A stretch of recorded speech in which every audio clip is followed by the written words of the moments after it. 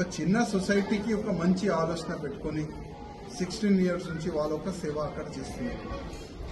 తెలంగాణలో వచ్చిన ఒక కొత్త గవర్నమెంట్, కాంగ్రెస్ గవర్నమెంట్, కేరళలో ఉన్న గవర్నమెంట్కి మీకు ఒక మంచి ఒప్పందం ఉంది.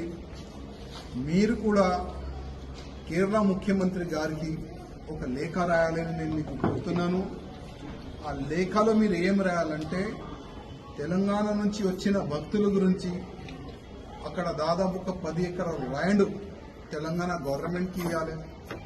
ఆ 10 ఎకరాల ల్యాండ్లో ఉండే వ్యవస్థ గురించి కొన్ని రూమ్లు కట్టాలి తెలంగాణ గవర్నమెంట్. అదేవిధంగా తెలంగాణ నుంచి వచ్చిన భక్తులకి, అయ్యప్ప భక్తులకి అక్కడ భోజన వ్యవస్థ కూడా చేయాలి. అట్లాంటి మంచి వ్యవస్థల గురించి ఒక 10 ఎకరాల ల్యాండ్ కేరళ ప్రభుత్వంకి అడగాలని నేను రేవంత్ రెడ్డి గారికి రిక్వెస్ట్ చేస్తున్నా. ఎందుకంటే మన తెలంగాణ అయ్యప్ప భక్తులు కానీ, మన ఆంధ్రప్రదేశ్ అయ్యప్ప భక్తులు కానీ కేరళకి వెళ్తే అక్కడ వేరే విధంగా మా అయ్యప్ప భక్తులకి చూస్తారు. చాలా అంటే చాలా నీచమైన ఆ దృష్టితోని చూస్తారు. అందుకోసము ఇప్పుడు ఉన్న ముఖ్యమంత్రి గారికి రిక్వెస్ట్ చేస్తున్నా, మీకు వాళ్ళకి ఒక మంచి ఫ్రెండ్షిప్ ఉంది.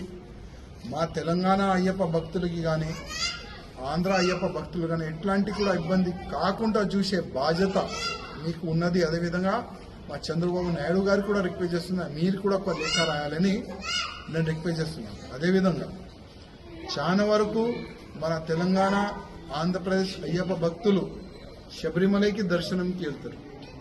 కానీ మధ్యలో ఒక మసీద్ ఉంటుంది, కావాలని ఒక కుట్ర చేసినారు.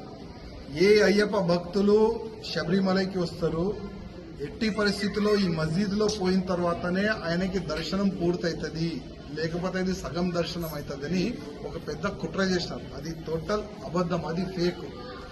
ప్రతి ఒక్క అయ్యప్ప భక్తులు ఒక మాట మీరు అర్థం చేసుకోవాలి. ఎక్కడైనా మనం సావుని చూస్తే మనం పోయి స్నానం చేస్తాం, ఎక్కడైనా మనం సాగు కూడా పోదాం. అంతా పవిత్రమైన మనం అయ్యప్ప మాల వేసుకున్న తర్వాత చాలా శుద్ధిగా మనం ఉంటాం.